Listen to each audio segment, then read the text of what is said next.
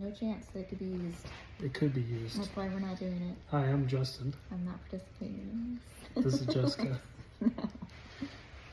And this is our first video of our series documenting why. This is to show you why we're doing what we're doing. What are we doing? Stop it. We're lifting our house. Yep. And we're totally using this video because it's going to be terrible. We're not using this video. Nope. Here's a quick look of our last few years and what has happened. We experienced Hurricane Ian in 2022. We were nowhere prepared for this situation. We thought we might get maybe 2 feet of water, raised everything we could, and left for the night. We came back to a water line at exactly 5 feet inside the house, and pretty much everything completely out of place, turned over, ruined, just a complete nightmare. We had to demo the entire house down to the studs. Everything that was in it had to come out. Luckily, we had a lot of help from friends and family. We had to throw away basically everything that was in the house, except for the items that were in the back of the closet on the top shelf that you completely forgot about. Yeah, that's a really good place to store things that you want to keep, the top of the shelf in Yeah. the back of the closet. We also were able to save some things like the things that floated on top of our bed that remained dry, including our pillows. Yes, mattresses float during a hurricane, just a little tidbit of information. Yeah.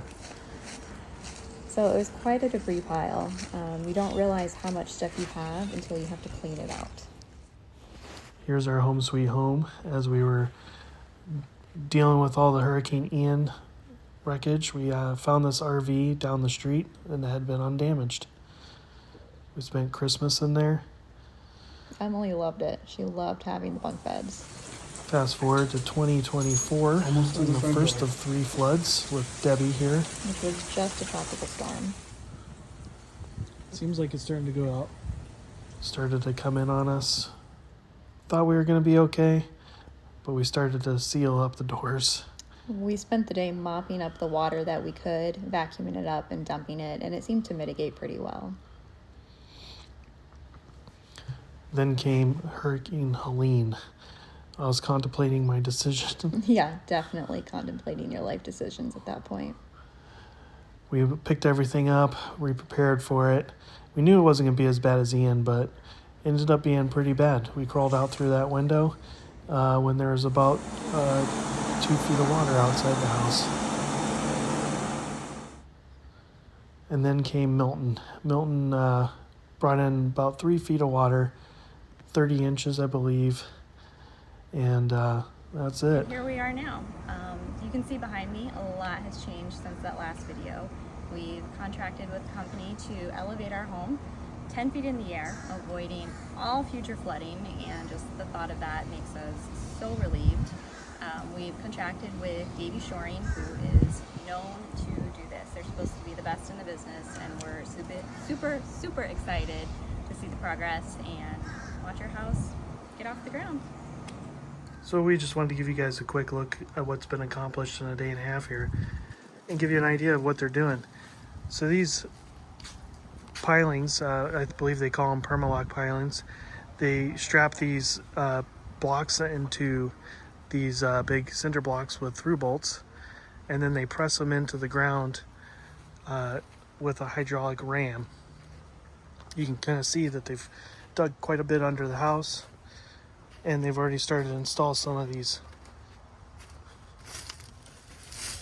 permalock pilings. These permalock pilings are going to be buried, pushed down deep into the ground. I believe they go until they hit a certain pressure. He said that some of them are about 8 feet down into the ground. One of the longest tunnels that they've done today is about 25 feet long. And you can kind of see it goes way back there underneath the house. So if you're kind of curious to what kind of destruction this all includes, is we had to rip up all the patios. Anything that was 3 foot around the house had to go. because as you can see, every 4 feet they're digging, and they're installing those pilings wherever the footer is going to be once the house is going to be lifted up. We're super impressed with the guys so far. Can't wait to see what they can do, what the house looks like as it's going up. I believe the next phase will be to lift the house up about 4 feet, and then they pour the footer around all these permalog pilings.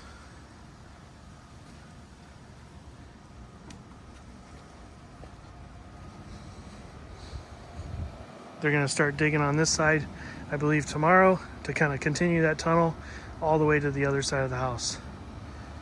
So that's all we got for today. We'll keep you guys updated along the way, and thanks for tuning in.